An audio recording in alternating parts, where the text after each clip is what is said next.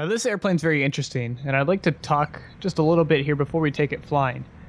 I was very apprehensive on purchasing this product just due to the cost of it, but it really shows to go what the integration of flight simulation has come to today. And I'll show you a few things that this aircraft has to offer. Now, I never bought the original one, and the reason was I was very apprehensive about the company that produced it, as they didn't have what seemed to be a lot of experience under their belt. But I was completely wrong with that, and I will totally admit that any day of the week now, that I totally underestimated the ability of what they could do. So what you're staring at here is the Realair Lancair version 2, and today I'm going to take it on a full flight from 29 Palms up to Las Vegas Henderson. I believe that's what the airport is. We're on the Pilot Edge network. ATC sadly is closed, but I am flying it in the daytime just to demonstrate the ability this aircraft has to that this aircraft offers. There we go, let's try that again, at specific altitudes. Now, Realair stepped up their game with this one, according to a few people I've spoken to, saying that they've really enhanced this product from the first version that they did. And you'll see once we pop into the flight deck that really is truly the case. So, with my birthday passing and a few people that were nice enough to sit there and say, hey, spend this on the Lancair, I sat there and was like, let's do a full flight video review on it. So we're going to do that today. So, welcome aboard the flight deck of Lancair 323 Delta Echo. Okay, welcome aboard. You'll notice a few things that are very interesting right out the bat. I have the Flight 1 GTN 750 strapped into here. Great integration. Actually, you can fit both GTN 750s in here. So if you wanted to run one as COM 1 and another as COM 2, you could. But I'm a little kind of old-fashioned and like to have kind of those standby radios here, as you can see. So that's what I opted to do in this case, and just run the big 1 GTN screen. And a lot of people I've talked to said that's what they like to do as well, is just run the 1 GTN, because in real life, if you think about it, it'd be kind of overkill to strap two of the same units into the airplane, especially of this size that only has 2 seats. But if you have the money to spend, by all means, it'd be pretty cool to do that.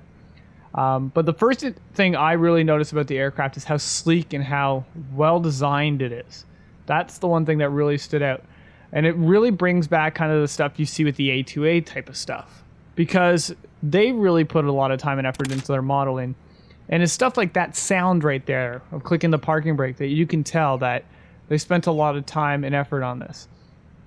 And once we conclude the flight, I'm going to look at one little thing just before we wrap it all up, just so you guys can see how much integration they went into this aircraft.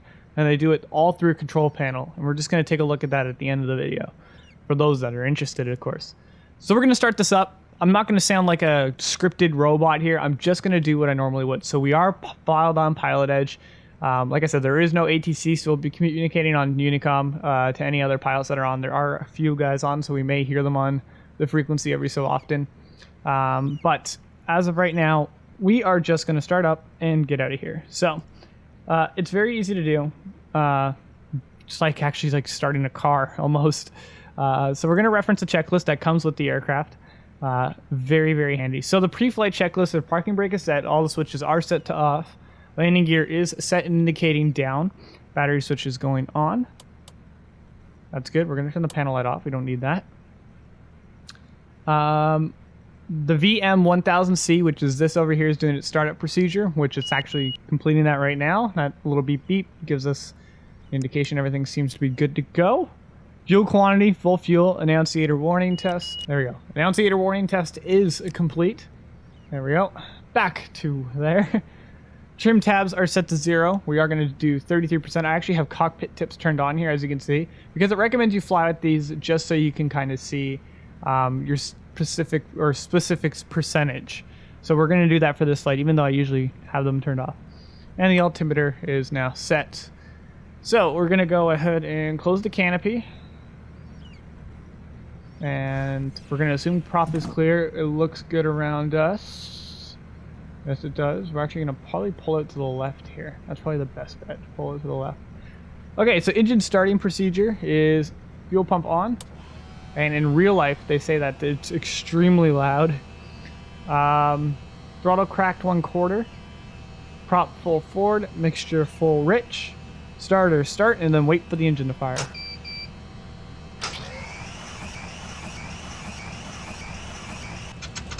And there we go.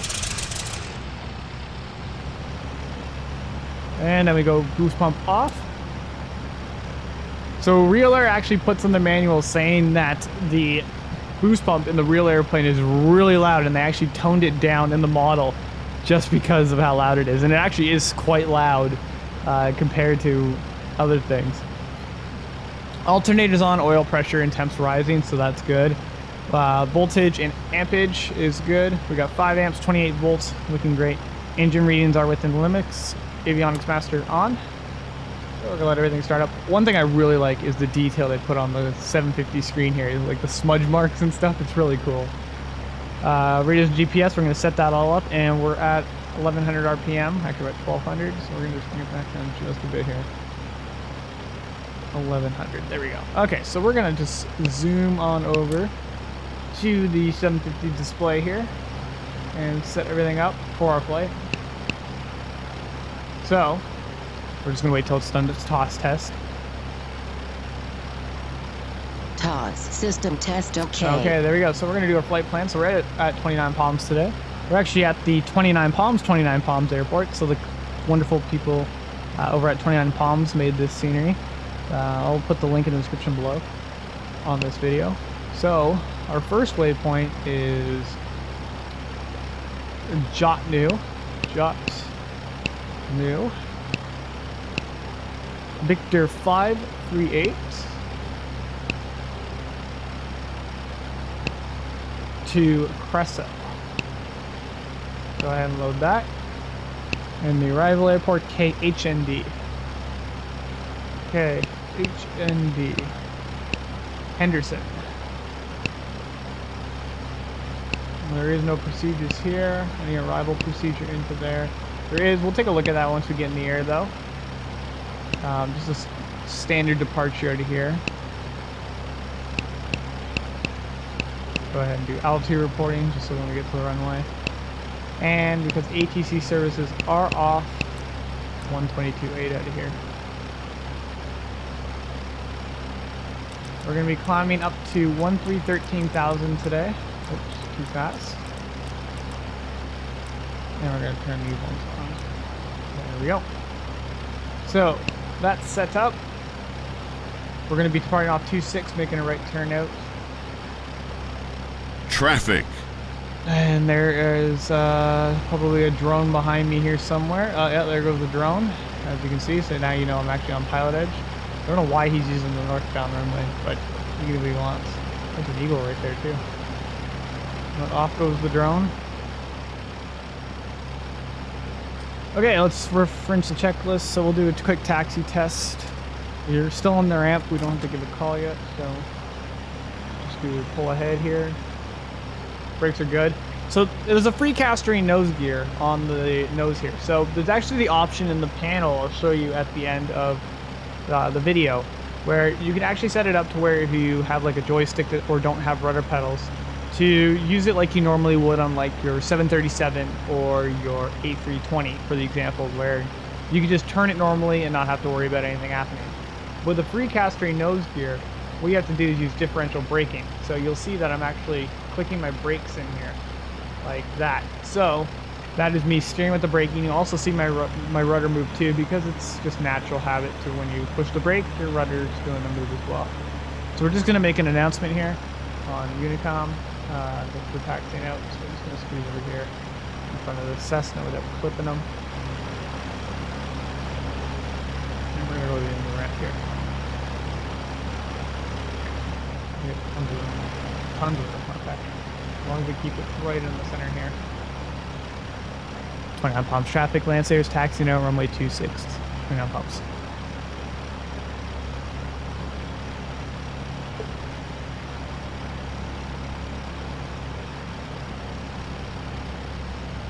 Okay, so we're at turn lights on. Somebody's gonna yell at me. Strobe lights. It does not say that on the checklist, sadly enough. Gotta make my own checklist then. So we're gonna do our engine run up when we get to the end. Pretty standard run up, I'd say. Actually pretty low. But we're gonna set our trim now, and I'll show you what it is. It says this is a pretty recommended trim, but it varies with weight. But we're pretty much fully loaded We actually only have one pilot. Or use 33%, and that's what they recommend is 33%. So as you can see, I set it there, there's 33%. So that is a good number to use there. And we're gonna use 1 notch of flaps, which is 1/4. And this is one thing they say in the manual, is it takes very little power to get this thing moving. And you'll see what I mean by that. Let's just say the end of the green arc is 230 knots. We'll be cruising at about 190 indicated and probably pulling about 230 on the ground, roughly. I'm not making any promises though. So there is a turnaround bay here at the end, and we're going to turn around and point the aircraft into the wind. It's actually straight down 2.6, so we're just going to hollow 180 around. I am taxiing relatively fast here. People will be like, whoa, you're in a GA airplane. It's a Lancair though, give it some time.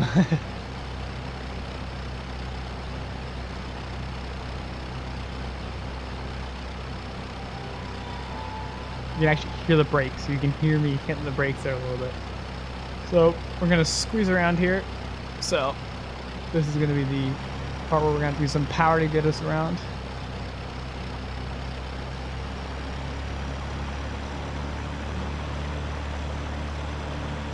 Pump on the brake, love to pump on the brakes. Okay, that's good enough. We gotta be able to get out of here. Oh look, sandstorm busted over the airport again. Okay, brakes are set. Okay, engine run up, brakes are set, power, 1500 RPM. So we have to take this into consideration with the constant speed propeller.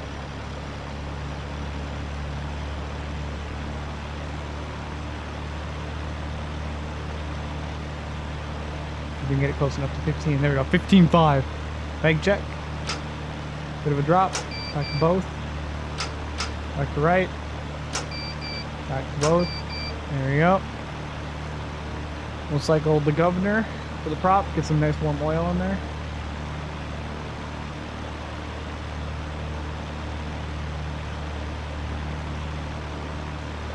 There we go. Engine readings are good. So, throttle idle. Trim is set for takeoff. Harnesses are good. Canopy secure. Lights are good. Heat can stay off. Fuel boost pump stays off for takeoff. Everything's good over there. Only thing that is giving us the warning is the parking brake. So, brakes release. Transponder is transponding. We're on Unicom. Altitude set. We're going to go flight director on.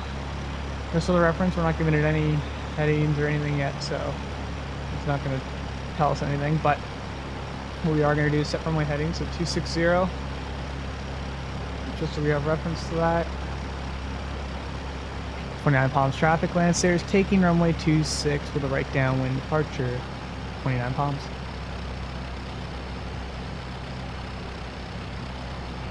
Okay. Approach is clear, totally forgot to check that. And departure ends clear. Okay, so we're just gonna get lined up. Okay, this is the fun part. This is when a lot of things happen really, really quickly with this airplane. Now, I'd like to make something clear before we commence this takeoff roll. The excuses that we hear about this, about aircrafts being very, very complex and very, very intensive to work with in the sim. I'm gonna just pretend I'm flying like I would in real life here and really show what it is. The autopilot is set up for when we get to cruise, but I'm gonna hand fly a very complex aircraft here on a departure. I know exactly what I'm gonna do. I know exactly what I have to do. I'm on a network that simulates what we need to do in real life. So the excuses there of using the autopilot right after departure is not put into play here. I'm not going to use the autopilot because this airplane hauls a lot more butt than the Turbine Duke does. So, especially on the takeoff roll, it very much shows so. So here we go.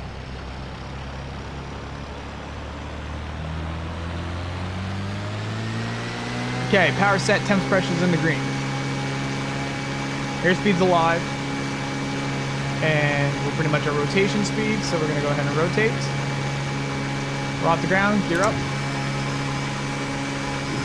Once at a safe altitude, which is now, flaps go up. Best rate is 135 knots. So we're going to pitch for 135 knots.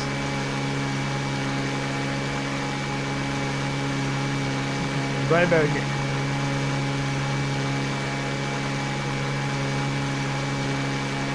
Once we're clear, we're gonna make a nice right-hand turn.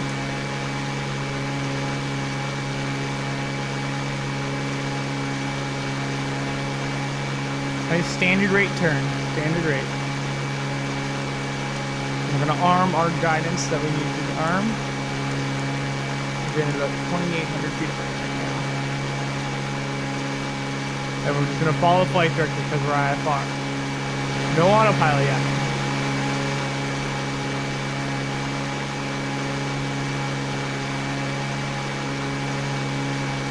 Okay, climb power is 27 inches. Once we get rolled out on the turn here, we'll do our climb checklist.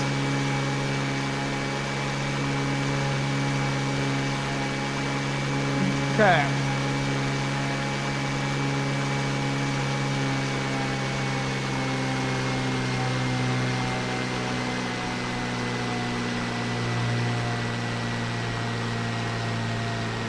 "27 inches set." We're gonna go ahead and give ourselves direct to our first point here just to clean it up. There we go. We're gonna switch over to nav. For navigation, we are gonna bring our pitch down a bit to about 1,700 RPM or 1,700 feet a minute. There we go, Mitch. I thought about that one. A little yaw damper on too. That'll help us out. So we're just eyes down. We're just doing our T-scan. Our T-scan is important. Checking our vertical speed and our turn coordinator every so often, but we're going to the altimeter, coming back to our horizontal, our situation, our attitude indicator, airspeed, back to the attitude indicator, down to our HSI, back up, and just continuously doing that T-scan, referencing the engine instruments every so often. But as you can see, the T-scan focuses on this being the most important instrument, which it is in this case, because if we were in a cloud right now, we need to know if we're facing upright or upside down. So that would be the important thing. Just some airspace alerts. Nothing to worry about. We're climbing to 13,000 feet today, so it's going to require us to have oxygen. This aircraft is equipped with oxygen, so we are going to be using it. The one interesting thing that Realair included with version 2 of the Lancair was hypoxia simulation. Once you get up in the higher altitudes, you really start to notice it a bit more. I find at 17,000 feet today with this aircraft, and the pilot in the sim was heavily breathing and starting to suffer from hypoxia. So it was really cool to see that. But we're going to run oxygen. We're not going to simulate that today because we are technically on flight. 29 palms traffic. Lancair's passing 8,000 feet. This is last call, 29 palms.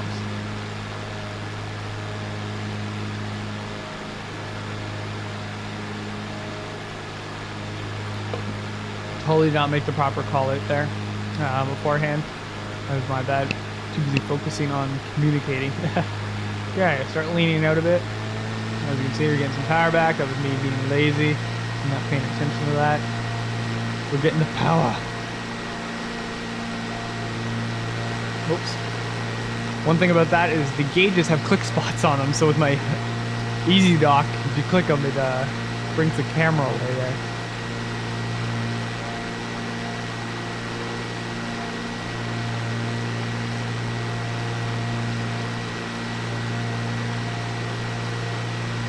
Okay, so we're at an altitude where we're going to let the autopilot take over now. So we're going to let autopilot master on. And they'll do what I have to do. So it's in altitude holds. I'm going to go to about 1,500 feet a minute. Safe to climb up. Speed. We might not be going fast now, but 147 is a lot faster than 70 in a 172.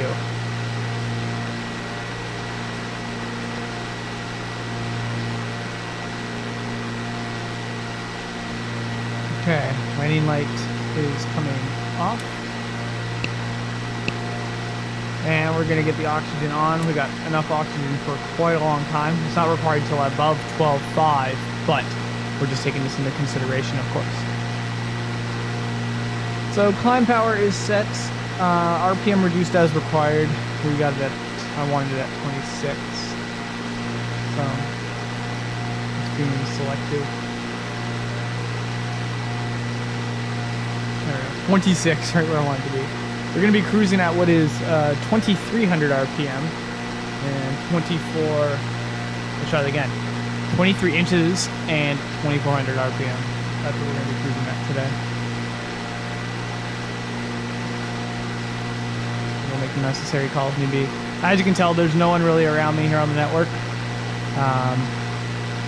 But that does not surprise me at this time of night, because it is about 3 o'clock in the morning on the East Coast. There is 5 guys on the network right now.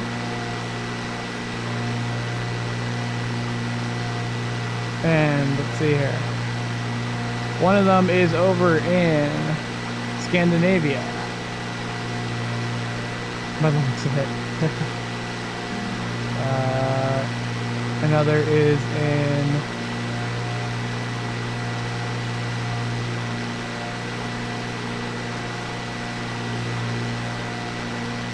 oh, you wanna know what? They're all on the same ground. Oh, they're all flying the same airport by the look of it. I'm the only one in the United States right now. I've realized that. Yes, I'm the only one in the United States. So that is good to know. I'm the only one being heard. Okay, so level off at 13,000 feet. More airspace missions probably. Because they're right on the edge of restricted, right? Show you a cool thing with the GTN here. I think I've showed it before, but I'll show it again. You drag in, come over to the airspace, and click on it. It gives you the restricted airspace. We just flew through restricted 2501 Echo. Pretty cool. You know that. We got shot down. Now we did. But the good thing is there are drones around here, so I wonder if we've seen any drones on here. Maybe not that. Might not be close to anything. So you guys, you can see our route up into Las Vegas today. I'll keep it pretty basic all the way up, but it's pretty interesting. So now we're going to set this airplane up for cruise as we're accelerating, so it is going to die off at one point. So we're going to do manifold first. So power, so we're going to do 23.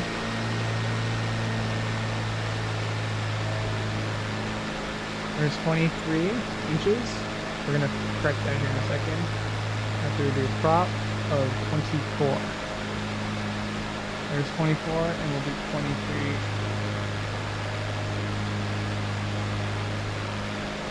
It's going to be very close. That's going to be fine right there. And now we're going to lean. Now, I don't know if the lean to peak is the same in any other piston aircraft, but it's pretty similar. So we're going to raise it all the way to peak, and then when it drops, we're going to put it back in. And then we're going to drop it 50 degrees again. Okay, so there it drops. So bring it back up to peak. So we're going to drop it back down to about, what's that, 15. So we're going to drop it down to 1450. That's pretty much what we're going to do. And that's rich of peak, as we call it. Right about, yeah, we'll run right there. That's where we want to be today.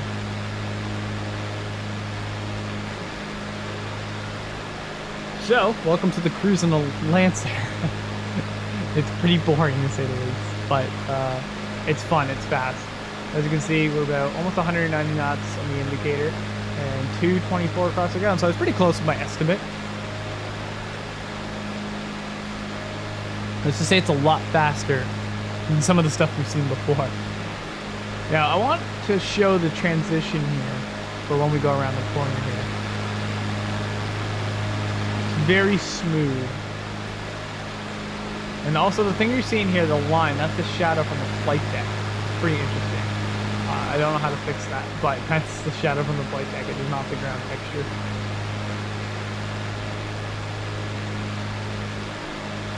We're actually gonna get some actual here in a minute.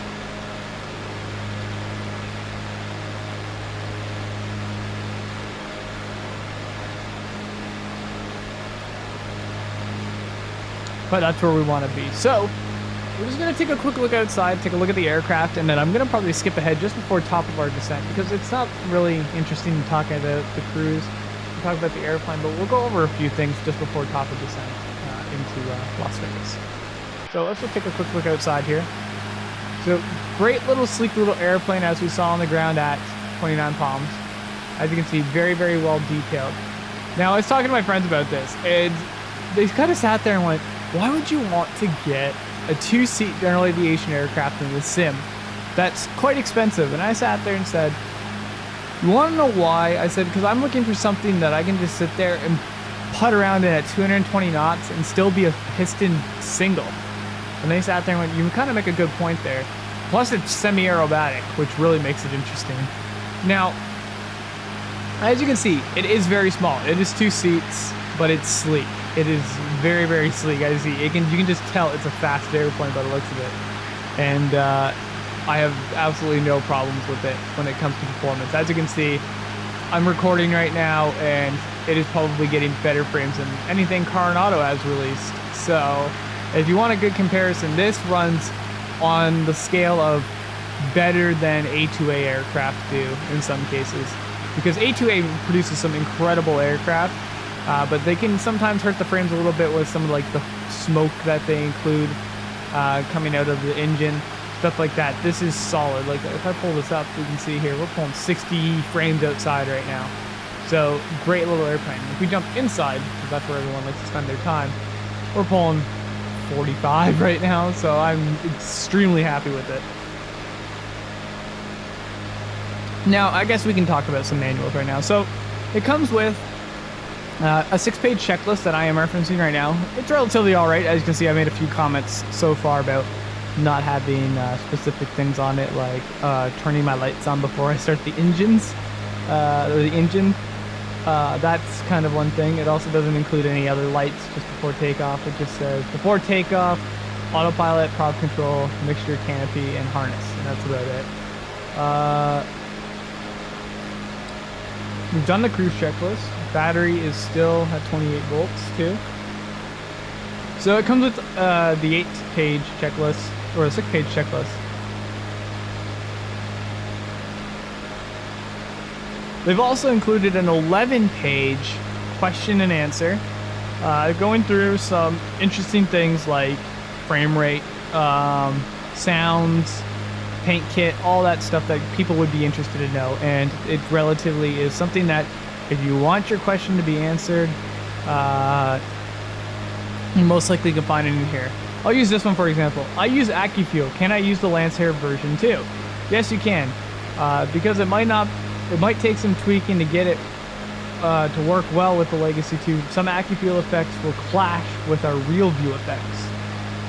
It should be possible to disable any clashing effects via the Lancair version 2 control panel or the AccuFuel control panel. So it's very interesting that they kind of sit there and say, yeah, by all means, use something that a competitor of ours uses or creates, but at the same time, they're sitting there saying, we totally support what they have as a product, and we really want you to be able to maximize your simulation experience with our product and their product as well. So that's a kudos to Realair for sitting there and including that in there to answer anyone that had that apprehensive question. Another thing is about Track IR. You can use Track IR. As you can see, I'm using EasyDock just fine. One thing you do have to do with EasyDock though, I'm not sure if it's just me, but when I loaded the aircraft up for the first time, I made the EasyDock file like I always do for any aircraft. But when I switch to any other repaints that are involved with this aircraft, it doesn't drag it over as a Lancair or as the Legacy file. So you have to load it manually, not like some aircraft like the Aerosoft Airbus where you fly the 319 one time, it's going to go and load across all your 319s the same. So that's just one thing I noticed, and it's just an interesting thing that you just might want to note as well. So after that 11-page question and answer, they include a 4-page, as you can see, I'm dragging it back over to my other screen, 4-page autopilot that's very simple. I can pretty much go over this autopilot in 10 seconds. You have your yaw damper, you have the autopilot master, flight director, hang select, nav select, approach, reverse, which is essentially back course. If you use this button, by all means, you're shooting an approach that probably has an RNAV nowadays, so you should not have to use that. Altitude hold, and then you got altitude arm, and then vertical speed. So you actually saw me hit arm, which actually armed altitude and put it into vertical speed, so I was able to climb and descend. As you can see, because I'm in altitude hold, it's not going to let me go up and down. I'll show you once we get into the descent how it actually really works, but we're just going to stay here and cruise along. So that's a 4-page manual on the autopilot that just goes through all the functions. And then the creme de la creme. Actually, that was the wrong one. The creme de la creme. The 122-page manual that comes with the Lancair, as you can see. It goes from everything that is included in the aircraft.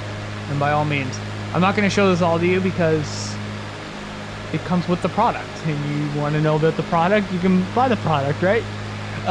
This is just an overview on the airplane. But what I will tell you though is it includes some stuff that is very, very interesting about how the warning sounds work, how this functionality works right here, the VM1000C. It goes into pretty interesting detail on the integration. Now here's a picture I'll show you. The dual setup for the GTN 750. I think this is kind of overkill, OP. By all means, I'm not gonna ever run this. I'm gonna run the setup I have right here because I like that. It works fine, and when I was flying on Pilot Edge like I am right now, it works great too. And actually, I just reminded myself, where's the nearest airport right now?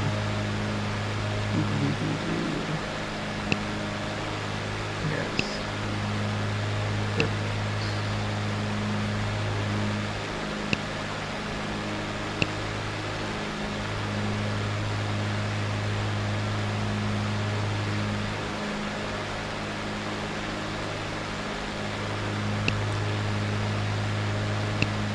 Call on Needles here because how far is it away? It's 35 miles.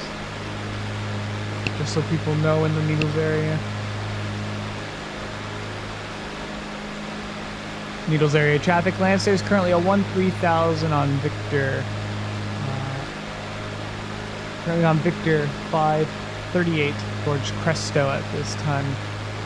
Any traffic in the Needs area, advise Lancair 3 Delta. We're not going to get anything. That was a terrible radio call, by all means. I was not planning for that. And this is one thing I'll say now that I said that. Plan out your radio calls before you say your radio calls. So that's what I did not do there. And that is a poor example, especially flying on Pilot Edge. I did not plan out my radio call there. My radio call would have been, if I planned it out, probably something along the lines of Needles area traffic. This is Lancair 3 Delta Echo currently at 13,000 at this waypoint. Any traffic in the Needles area, please advise 3 Delta Echo. Now, I'm gonna say that people hate to sit there and say that you don't have to say please advise blah blah blah blah blah. Here in Canada, and I know I'm on a network that's in the United States, but here in Canada we are specifically trained to say that. So it is a natural habit of myself to say that, and I will continuously say that because I don't want to get onto a flight test scenario here in real life and get burned by that. So before the comments start flying on that, don't. That's all I'm gonna say. Don't. Kelso's just off our left here by the looks of it. We'll also need Hart and Goffs. Fenner, we just passed Fenner not too long ago. We're coming up to Prim. Prim's on the border. Actually, are we gonna pass over Prim? Yeah, we are. We're gonna pass over we'll put a Prim, or the city of Prim, I guess. But going back to the manual about the flying guide, it talks about the oxygen system, how the oxygen system is put into place. So hypoxia simulation, here you go. The setting will be enabled and disabled by hypoxia simulation. When enabled, you will need to manage your oxygen supply and avoid loss of consciousness. See pages above. Okay. Oh yeah, okay, there we go. I'll read that afterwards. And when you set it to disable, you'll never have to think about your oxygen supply. You'll be able to fly as high as you like for the longest like, and you will have no effect. As in case of most flight simulator aircraft. As we know.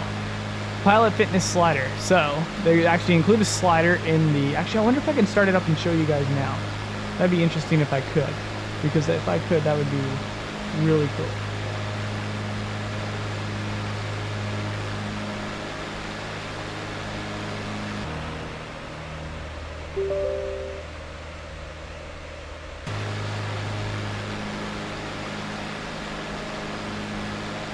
Okay, so the Lancair's still flying along here. I'm going to show you. So, this is the manual. So we're not going to do it at the end of the video now, or the panel, I should say. We're not going to do it at the end of the video now. We're just going to do it now. So, and then we're going to cut to the top of this head. So this is the Lancair Legacy version 2. As you can see, it includes all the documents I've pretty much just talked over and the Realair website. We go to graphics. You'll see what I have enabled here. So 3D custom lighting. More info. See page 86 of the guide. I'm gonna go to 86 of the guide. 3D landing light animations. It also gives you 2D lights as well, but I have them enabled. Exterior, working gauges. With the setting when you use an attack, all the gauges. That's pretty cool. DC quick spots I have on. Like I said, that's when you click one of these over here. They'll pop up and zoom in on it. The gauge glass dust, as you can saw before, the reflections, the grime, the window reflection, and the gauge backlighting. So this one's brighter than 2, number 1, but is recommended by most people. And then they have this one, but I don't have my unit like that. So we go to realism. This is pretty interesting. So I have the turbocharged engine. So Legacy will be fitted with a 400 horsepower turbocharged engine. The engine increases the Lancair's cruise speed at low altitude, but maintains the advantage at high altitude when it increases the cruise speed and reduces the time to peak time. So I have that enabled. Flat failure, of course. ADF dip. If you really want to know what ADF dip is, go Google it. I'm not going to try to describe it to you, but I have it set to the default setting. Cold dark cockpit, of course, and then suspension type. Now, some people are going to sit there and want to run one or the other. If you're running into a grass, dirt, or whatever type of different surface airport that isn't tarmac, run the softer suspension. It's nice, and you'll see coming into the asphalt for the tarmac airport that we're going into, you'll see. And when I was talking about the pre-castery nose gear, here's the setting for that right there. It's default disabled, but you can enable it. Panel, don't really need to go over this, but as you can see, here we go. GPS, this is where you set everything up. These will actually be enabled, so as you can see here, it includes a transponder and the ADF, but I actually turn the navcom and the transponder. But because they're integrated into the GTN, as we saw beforehand, we just take those off and we run the standby COM2 and nav2 with the ADF and the autopilot, as we have in the configuration in the airplane here. From that, we go to the real view. This is the kind of the AccuSim of Realair. This is all the default settings. I can mess with this and just crank these all up. I don't know what that would do, but I'm just going to run what they run because it's what they put in to make the airplane feel like a real airplane, potentially. Spoiler motor sound. This is really cool. I'll put this on. Okay, let's see the tip. We only recommend disabling the spoiler motor sound if you're using an analog control to operate the spoilers. Analog control with the I don't have to write that down. Okay, this is the hypoxia simulation. As we make a turn over wherever we're passing over right now. I have no idea. So I have hypoxia simulation on. You'll need to make sure you have pilot oxygen at high altitude, just like we're at 13,000 feet right now. I set myself to fit, because I am a pretty fit individual in real life. I may be skinnier than most people, but I keep myself relatively fit, and I have judged myself at quite high altitudes before in a 172 at 11,000 feet, where you sit there and go, yeah, this isn't feeling good. So trust me, it gets pretty miserable at those altitudes at that point where you're sitting there going, I can't breathe right. Like, let's just go back down where we can breathe. So I set myself to fit. I'm not extremely fit. I'm not some buff dude.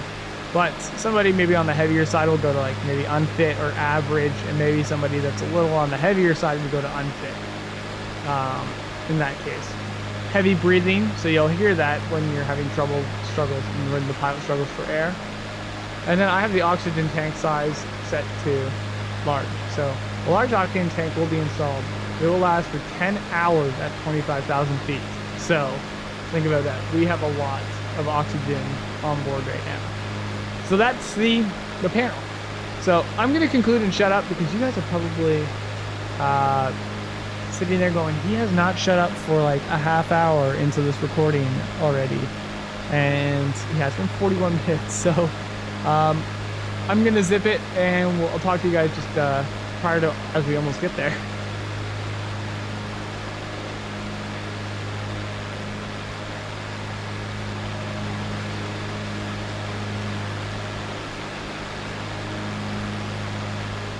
Okay, so we're currently making a left turn. We're actually on an arrival now.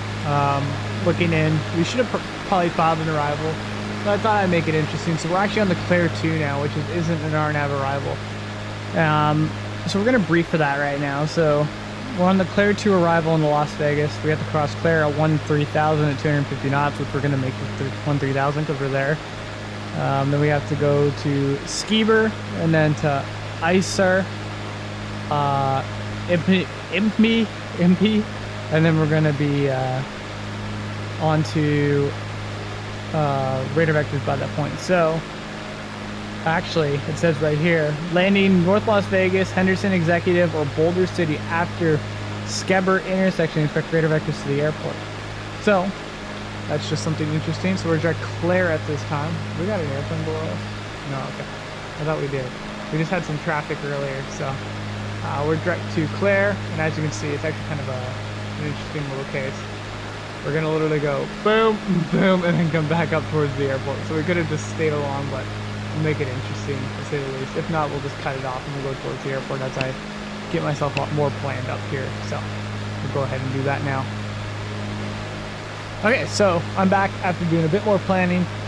It just actually ends up working out that we can do an approach right in the 3-5 left into the airport. It's actually draw my chart now. So we're gonna go to Claire. We're gonna go sharp right turn to Skepper, which ends up having to put on the RNAV GPS Bravo, which brings us straight in to 3-5 left. So as you can see, it routes it perfectly. You can meet some altitude restrictions all the way down. So very interesting stuff. So once, I'll talk to you guys just before, as we make the turn at Claire. Okay, so we're currently in the turn. In the fluffy stuff. We're going to start our descent down here in a moment. To 8,600 feet. We're going to go ahead and bug that, and I'll show you guys how the autopilot works here. 8,600, so what we do is it brings vertical speed back up, and all we got to do is set our desired descent rates. They usually look for about 1,000 feet a minute, so we'll do 1,000. And we're just going to keep our power where it's at. Even though we're going to speed up, it's going to probably stay within the green range. Actually, probably it will stay in the green range, so.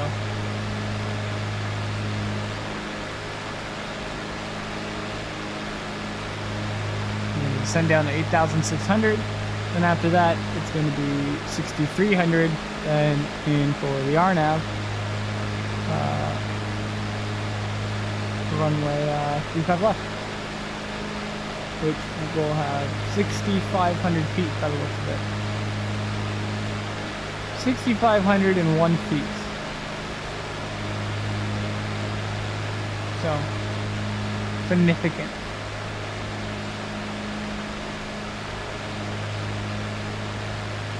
Let's make one more radio call here. Las Vegas area traffic, Lancair 3 Delta Echo is passing 11,800 for 8,600. Currently over Skiber. Any traffic advice? Lancair 3 Delta Echo. Even though there's not a soul anywhere near me, there are some drones. As you can see, if we actually take a look out here, somewhere. Under my wing here by this point. By the time we roll out, we might be able to see them.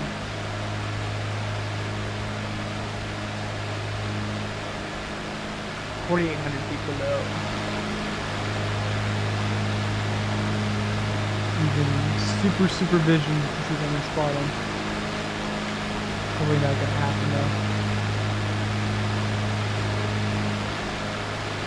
I don't fly tags on because you don't have tags in real life. So you gotta spot them like you gotta spot them in real life. It's like trying to pick a needle out in a haystack half the time. I don't see him though. But not a big deal because he's below us.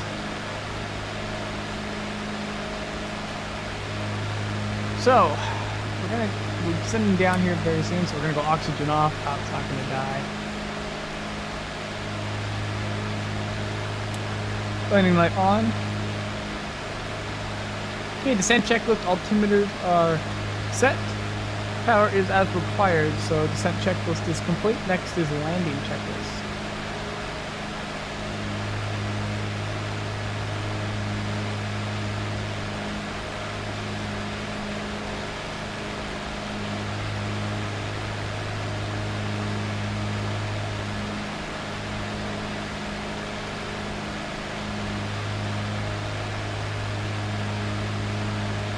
So the interesting thing about the Lancair is it's very, very fast. But the one downside to it is the speed. You'll notice, well, I guess that's a good thing and a bad thing in that case. But you'll see the white arc right here. 132 knots is our gear extension speed. And we can't even put flaps down until 122 knots. So we have to use the wonderful thing called speed brakes to get into that white arc. And once we get the gear down, it turns into a big drag induced thing, and then we can drop some flaps in up to a half a notch or half flaps in there. And then on final approach, about 100 knots on the speed, we put final flaps in. And we'll take a look at the traffic off up here. Probably down at the airport, we're right there. We can get them before we get flying by the airport.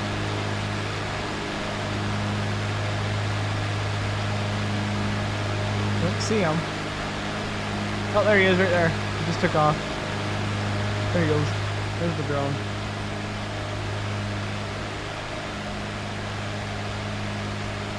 Okay, we're going to start leveling off at 8,600 feet here. And once we pass over JR, which we're coming up to right now, we're going to descend down to 6,300 feet.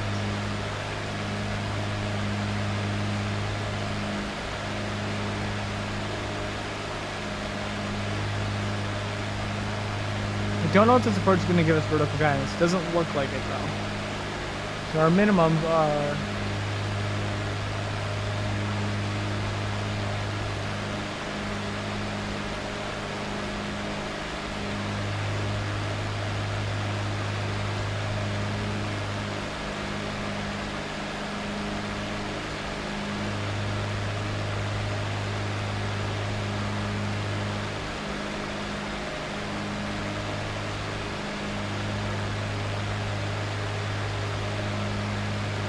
okay, so our minimums are, as they thought they were, 3,900 feet, which is 1408 above the ground. So we're going to use the altimeter, so 3,900 feet. We cleared down to 6,300 now. Las Vegas area traffic, Lancair 3 Delta Echo vacating 8,600 for 6,300. Any traffic advice? 3 Delta Echo. Once again, about 1,000 feet a minute. Actually, because we're hauling it a bit, we're going to do 1,400 feet a minute. We're going to bring the power back here a bit. Just because we're coming actually onto the approach now from the arrival.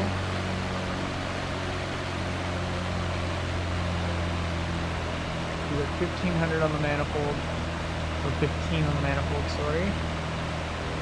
That's the prop where it's at.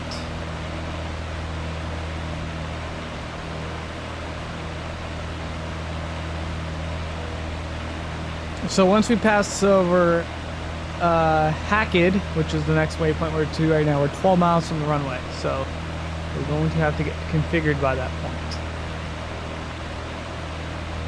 And yes, you see a lot of mountains around here because the airport's somewhere right there, as you can see. So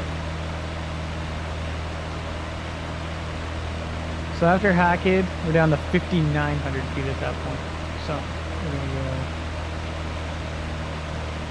bring the power back even more.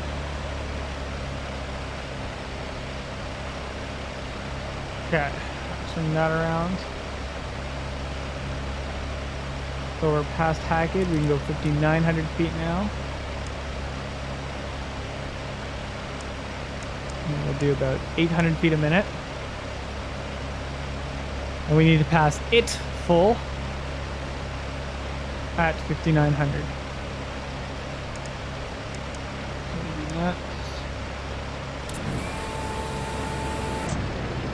We're going to dump the spoilers. Bring the speed back just a bit. They are very effective, as you can see. We just dropped about 20 knots there. Okay, so we're at 5,900 feet. We're just about to pass over it, I believe. We just passed over it, Phil, so we're cleared down to 5,700 feet now.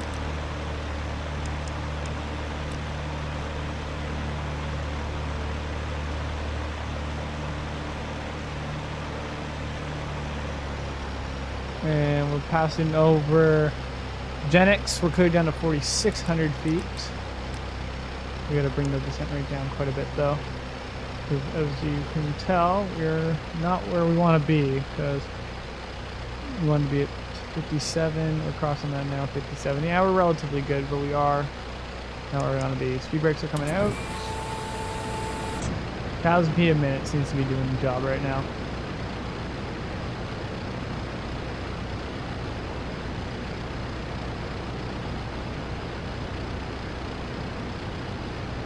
Perfect. Okay, we're slow.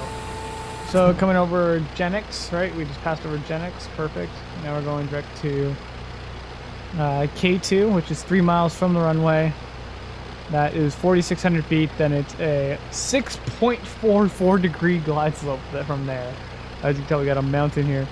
So we're clear down to 4,600 here, which we're 200 away from that. Minimums is 3,600 feet, or 3,900 feet, my apologies. So we are 700 above minimums now. Correction, 800 above minimums. Okay, we are leveling off. We are not where we need to be. We're not cleared to descend any further. We are, though, going to go gear down.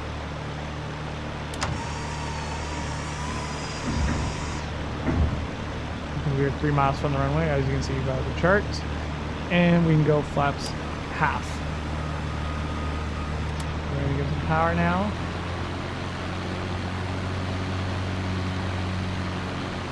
I'm going to go autopilot disconnect. Autopilot disconnect is off.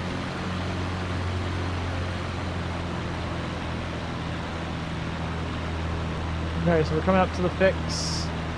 We're cleared down to minimums, which is 38,900 feet.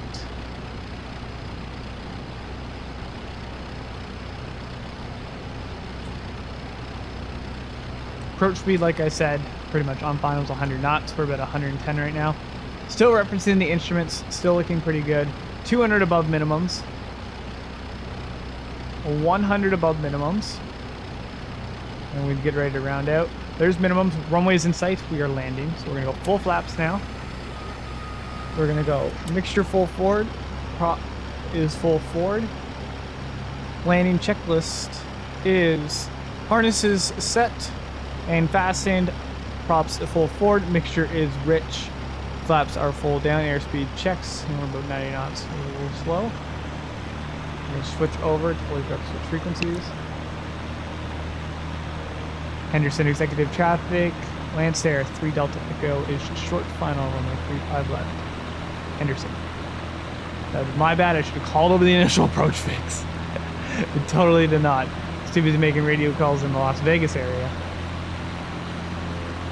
So some guy's sitting there going, oh my god, I see an airplane on final. I haven't heard him call on the radio yet. It's my bad. I just pilot fatigue right there. At its best. 100 knots right on the dot. 500 feet checks. Gonna go yaw damper off. We're actually gonna clear the flight director because we don't need to have that. I'm just gonna push down over the corner here. Clear that building there. A bit more power back.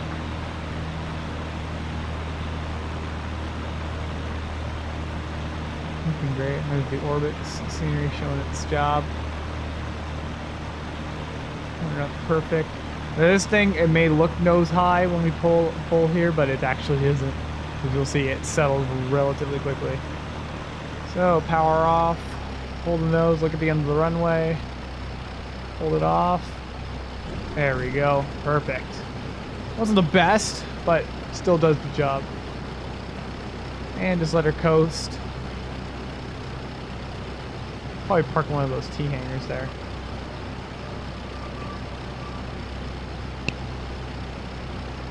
A bit of a braking here. Try to make that go here.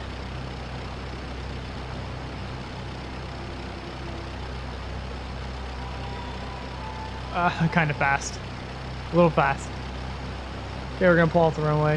Henderson traffic, 3 Delta Echo is clear of all runways. Henderson. Okay, we're clear. This is when we do our after landing checklist. After landing, lights are off. Flaps identified up. trim is set to 0. Boost pump is set to off. And radios are on the ground frequency. And we're just going to maintain on the CTAF. We're just going to park, I think we go over to the T hangars over here. I looked at it. We don't have to make any more radio calls anyway.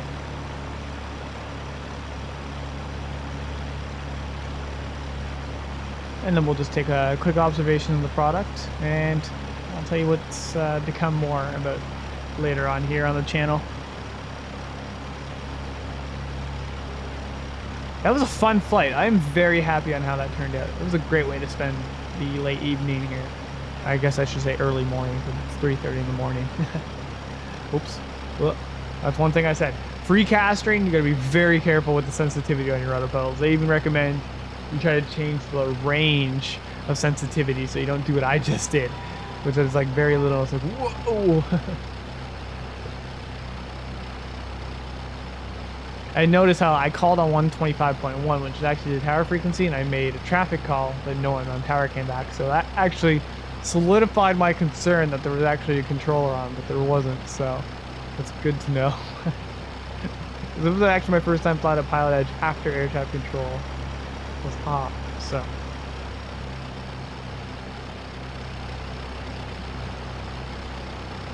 parking the T hangars over here. Somebody can come deal with it afterwards. We'll just park right here actually. We have to push it back into one of these shade hangars. Okay, that's good. Shutdown checklist is parking brake is set. Avionics master can go off. Batteries checked. Power is idle. Boost pumps off. And because I love doing this in real life, because it's one thing that there's actually been a video going around Facebook lately of a guy that had a meg that was stuck, or a live meg, and when he turned the hand to crank the prop, it actually almost took his hand off. So this is one thing you do, is you do a meg check, and as you can see, the engine was going to die there, but it actually ended up dying completely. So at least we know the megs are off. But technically speaking, we're supposed to pull it out with a mixture, but that was my bad. It was completely my bad. Battery goes off. Well, let's open the canopy because we had to get out to push this airplane back. And we'll just talk about it. Okay, so we made it to Henderson here. It's been a fun little flight. I hope you enjoyed this kind of overflight. I know it's been packed of information. A lot of information to absorb. A lot of talking, and I understand that. And some of you guys are probably like, he talks a lot. I can talk a lot. I just absolutely love this aircraft since I've got it. And it just came out not too long ago, and I've been very fascinated by what it can do. So please watch for my full quick review on it, as I do with most aircraft that are released. General aviation aircraft, I should say, that I do on my channel, which is kind of the main focus of my channel in the first place. Once it's released, I'll put it in the description on this video, and a card will pop up on screen right about now where you can sit there and go watch that video. If you're not seeing that card pop up on screen, that means the review video isn't out yet. Or I forgot, which I probably won't because it's a great airplane. So I hope you guys enjoyed this as much as I did. It's been fun. I really hope you go check it out. You can go to Realair's website. I had to pull it up here. It's realairsimulations.com. By all means, go check out their Lancair version 2. They make some incredible products, like their Turbine Duke version 2, and as well as their B60 version 2, which is the Duke with the piston engine. So by all means, please go check them out. Great products, very well done. Cannot be just speechless. So thank you guys so much for watching. Make sure you leave a like, subscribe if you're new here to the Aviator channel. Until next time, blue skies, white clouds, safe flying. Everyone have a fantastic day.